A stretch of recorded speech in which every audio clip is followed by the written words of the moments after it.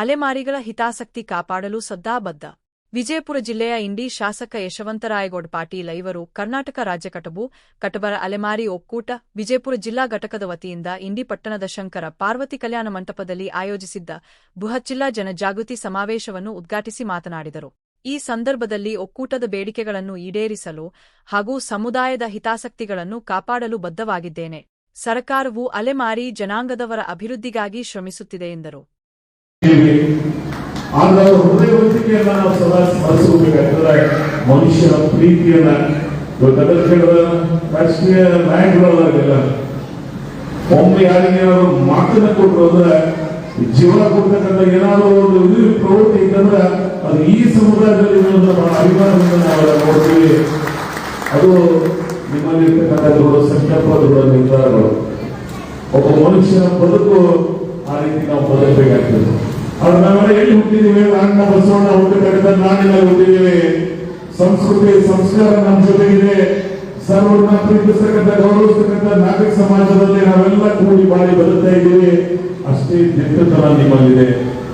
ಶಿವಾಜಿ ಮಹಾರಾಜರನ್ನ ಪೂಜಿಸ್ತಕ್ಕಂಥ ಕಾರ್ಯಕ್ರಮದಲ್ಲಿ ತಾವು ಮೊದಲು ಮಾಡಿದ್ರೆ ಆ ನಿಷ್ಠುರತೆ, ಆ ಶಕ್ತಿ, ಆ ಶೌರ್ಯ ಈ ಸಮುದಾಯಕ್ಕಿದೆ.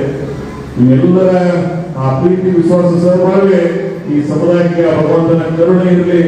ಈ ಸಮುದಾಯ ಸದಾ ಎಲ್ಲರನ್ನ ಪ್ರೀತಿಯಿಂದ ಕಾಡ್ತಕ್ಕಂಥ ಮತ್ತು ಎಲ್ಲರನ್ನ ಅತ್ಯಂತ ಕರುಣೆಯಿಂದ ಕಾಡ್ತಕ್ಕಂಥ ಈ ಸಮುದಾಯ ಭವಿಷ್ಯದ ಇನ್ನೊಂದಿಷ್ಟು ಒಳ್ಳೆಯದಾಗಲಿ ಅಂತಕ್ಕಂಥ ಆಶಯವನ್ನು ವ್ಯಕ್ತಪಡಿಸಿ ನಾನು ಈ ಕಾರ್ಯಕ್ರಮದಲ್ಲಿ ಪಾಲ್ಗೊಂಡಿರ್ತಕ್ಕಂಥ ತಮ್ಮೆಲ್ಲರಿಗೂ ಬಹಳ ಶಾಂತಿಯಿಂದ the most discipline and dignified ಒಂದು ಕಾರ್ಯಕ್ರಮ ಯಶಸ್ವಿ ಆಗಬೇಕಾದ್ರೆ ಆ ಕಾರ್ಯಕ್ರಮದಲ್ಲಿ ಶಾಂತ ಈ ವಾತಾವರಣ ನಿರ್ಮಾಣ ಆಗಬೇಕು ಮತ್ತು ಅಷ್ಟೇ ಡಿಗ್ನಿಫೈಡ್ ಆಗಿ ಮತ್ತು ಡಿಸಿಪ್ಲಿನ್, ಶಿಸ್ತು. ಯಾರು ಒಬ್ಬರು ಎಲ್ಲರ ಕಡೆ ಹೋಗುವ ಕಡೆ ಹೋಗಿ ಎಲ್ಲರೂ ಕಾಣಿಸ್ತದೆ. ಯಾವ ಕಾರ್ಯಕ್ರಮ ಮಾಡ್ತೀವಿ ಆ ಕಾರ್ಯಕ್ರಮ ಮಾಡೋರಿಗೆ ಶ್ರೇಷ್ಠವಾದ ವೇದನೆಗಳು ಈ ಶಿಸ್ತು ನಿಮ್ಮ ಜೀವನದ ಭಾಗ ಆಗಬೇಕು. ಎಲ್ಲಿ ಡಿಸಿಪ್ಲಿನ್ ಅದ ಆ ಯಶಸ್ವಿ ನಿಮ್ಮ ಜೊತೆ ಬರ್ತದೆ. ಎಲ್ಲಿ ದೃಢ ಸಂಕಲ್ಪದ, ದೃಢ ನಿರ್ಧಾರಗಳ ಡೆಡಿಕೇಶನ್, ಇನ್ವಾಲ್ವ್ಮೆಂಟ್ ಇರ್ತದೆ ಅಲ್ಲಿ ಸಕ್ಸಸ್ ನಮ್ಮ ಜೊತೆಯಾಗಿ ಬರ್ತದೆ.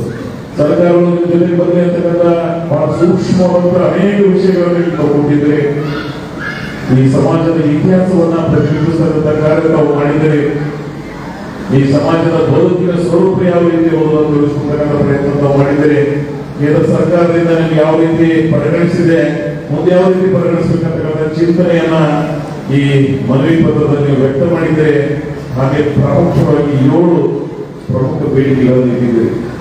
ಈ 7 ಬೇಡಿಕೆಗಳನ್ನ ಅತ್ಯಂತ ಪ್ರಮುಖವಾಗಿ ನಾನು ತಿಳ್ಕೊಂಡ ಹಾಗೆ ಕೆಲವು ಬಹಳ ಯೋಗ್ಯವಾಗಿವೆ. ಸರ್ಕಾರದ ಸನ್ಮಾನ್ಯ ಮುಖ್ಯಮಂತ್ರಿಗಳು ನಾನು ಯಾಕೆ ಕರ್ನಾಟಕ ವಿಭಿನ್ನವಾದಂತಹ ರಾಜ್ಯ ಅಂತ ಕರೀತೀನಿ ಅಂದ್ರೆ ಭಾರತ ದೇಶದಲ್ಲಿ ಇವತ್ತು ಸಮಾಜಮುಖಿಯಾಗಿ ಅದರಲ್ಲಿ ವಿಶೇಷವಾಗಿ ಸೋಷಿಯಲ್ ಇಂಜಿನಿಯರಿಂಗ್ ಅಂತ ನಾವು ಕರಿತೀವಿ.